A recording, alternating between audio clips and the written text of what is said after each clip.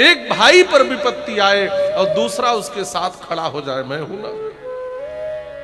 महाराज, यह प्रेम है जो श्री राम और भरत ने सिखाया है। ये प्रेम है, और इसी को समझना, परिवार को समझना, परमात्मा को समझना ही रामायण को समझना है।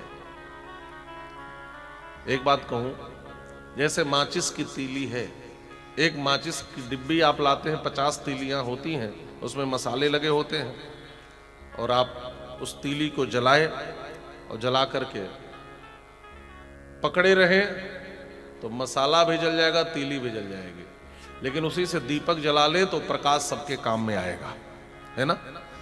सबके हमारे हृदय में ये जो प्रेम की माचिस है ना, इसमें भी प्रेम का मसाला है, लेकिन हम करते क्या है, हम संसार में इधर उधर इसको गंवा देते हैं।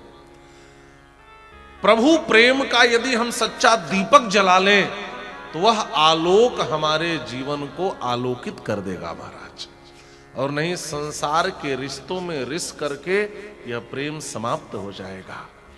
इसके पहले कि माचिस की तीली जल जाए और हमारा हाथ भी जल जाए, हमें प्रभु प्रेम का दीपक जला लेना चाहिए, और अपने हृदय में जो प्रेम का बीज मिला है इसको सार्थक कर लेना चाहिए। जेहि विधि प्रभु प्रसन्न मन होई, करुणा सागर कीजिए सोई। तो राम जी कहते हैं, हमारी प्रसन्नता तो इसी में है भाई कि मैं वन का राजा बनूं, तुम अयोध्या के राजा बनो, मेरे सिर पर वन के वृक्षों की छाया हो और तुम्हारे सिर पर अयोध्या के छत्र की छाया हो, अयोध्या के राज सिंहासन के छत्र की छाया हो।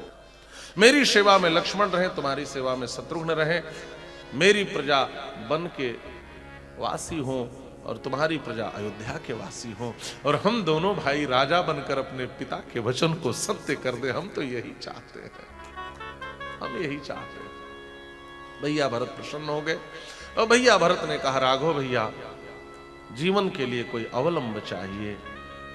और भैया भरत ने 2 पादुकाओं को सामने रखा है। अधिरोहार्य पादाभ्याम पादुके हेम भूषिते, एते ही सर्वलोकस्य योगक्षेमं विधास्यतः। यह पादुका ही आज के बाद अयोध्या के योगक्षेम का वहन करेगी। राम जी चरण पधराए हैं।